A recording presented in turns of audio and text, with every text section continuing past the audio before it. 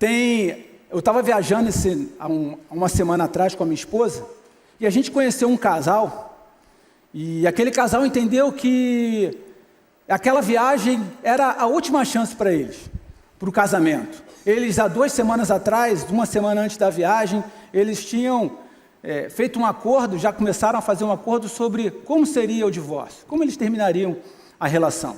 E aí, eles foram realizar essa viagem e acabaram encontrando a gente. Mas a questão é que eles foram para a viagem inicialmente, sabe como? Em busca do casamento morto e não em busca de um casamento vivo. Muitas vezes a gente quer ficar voltando atrás, a gente quer ficar vivendo um casamento que está morto na nossa vida, mas Jesus quer que tu viva um relacionamento, um casamento, uma família que é viva, uma família que tem a presença viva dele, sabe? Deus quer te mostrar algo, mas você, às vezes, com a tua tristeza, você se nega a reconhecer aquilo que Deus tem para você. Quantas vezes você vai ao sepulcro esperando encontrar a morte, mas quando você chega no sepulcro, você vê que Jesus já preparou a vida para você. Jesus não quer que você tenha uma vida de morte, mas Ele quer que você tenha uma vida viva. É isso que Ele tem para a tua vida. Maria teve essa primeira reação, depois a gente vai falar da segunda, mas tem uma segunda reação que me chama a atenção. A reação de João. João, ele reagiu com uma dúvida silenciosa. Ele viu e ele voltou para casa. João viveu ali uma fé baseada em evidências, baseada no racional, baseada no que ele pensava, baseada nas experiências dele. Olha só o que está escrito dos versículos de 4 a 10. Diz assim: os dois corriam, talvez uma corrida impetuosa para buscar evidências, mas o outro discípulo foi mais rápido do que Pedro e chegou primeiro ao sepulcro. Talvez tenha sido mais rápido pela idade, mas também talvez tenha sido porque estava buscando evidência. Quantas e quantas vezes a gente não se vê buscando evidência para poder entender que Deus está vivo? Quantas vezes a gente não fica se condicionando às evidências da nossa vida? E diz assim, diz depois: ele se curvou, olhou para dentro, viu as faixas de linho ali, mas não entrou. Sabe por quê? Talvez ele tenha ficado satisfeito com as evidências. Eu vi, tudo bem, já vivi o milagre, beleza. Quantas e quantas vezes Jesus faz um milagre na nossa vida para que a gente busque mais evidências, busque mais relacionamento, mas a gente para no primeiro porque, não, tá legal, do jeito que tá bom. A gente reage com muita racionalidade para aquilo que é irracional para a nossa vida. Para de reagir com racionalidade nas coisas que Deus tem para a tua vida. Continua. A seguir, Simão Pedro, que vinha atrás dele, chegou, entrou no sepulcro e viu as faixas de linho. Como eu falei, Pedro talvez fosse mais impulsivo, mais impetuoso, ou Pedro talvez não tivesse conformado com as evidências. A seguir, bem como o lenço que estivera sobre a cabeça. Ele estava dobrado à parte, separado das faixas de linho. Depois, o outro discípulo, que chegara primeiro ao sepulcro, também entrou, ele viu e creu. Eles ainda não haviam compreendido que, conforme a Escritura, era necessário que Jesus ressuscitasse dos mortos.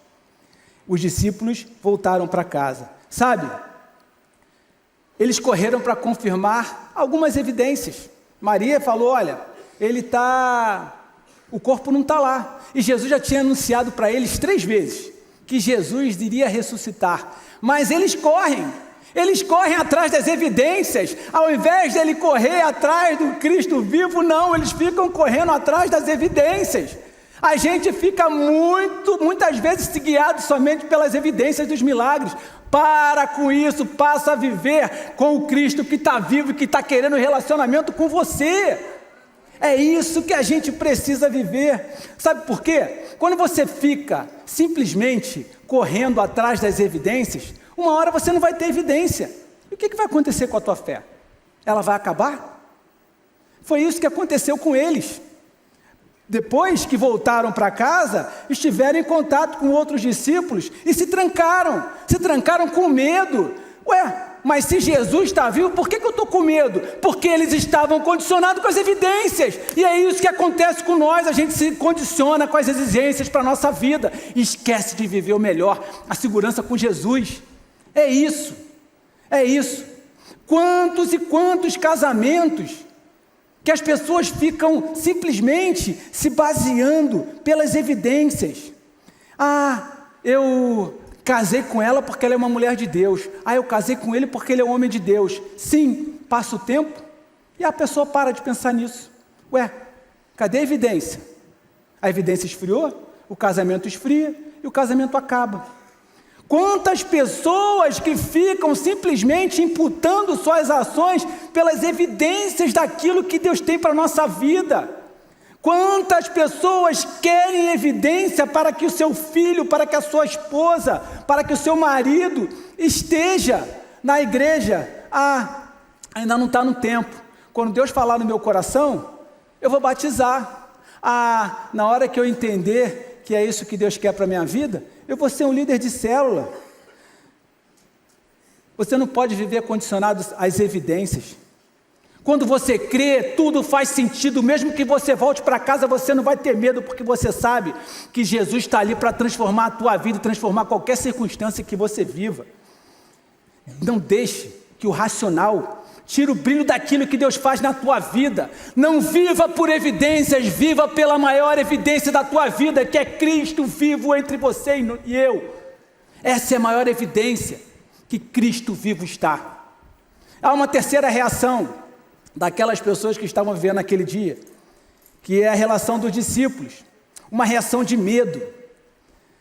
Diz nos versículos 19 e 20, ao cair da tarde naquele primeiro dia da semana, estando os discípulos reunidos, a portas trancadas por medo dos judeus, Jesus entrou, pôs-se no meio deles e disse: paz seja com vocês.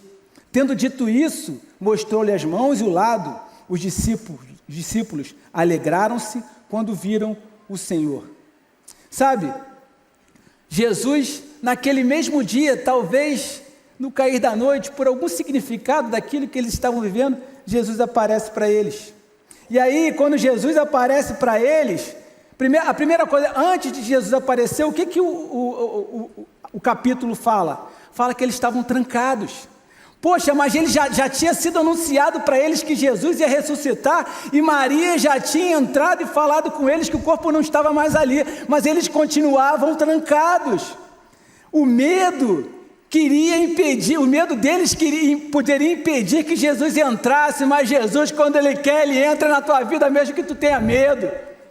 Jesus não depende de porta, não depende de janela, não depende de parede para entrar na tua vida. Jesus, Ele vai entrar quando Ele quer, mas você não pode ter medo para você poder viver o melhor com Ele.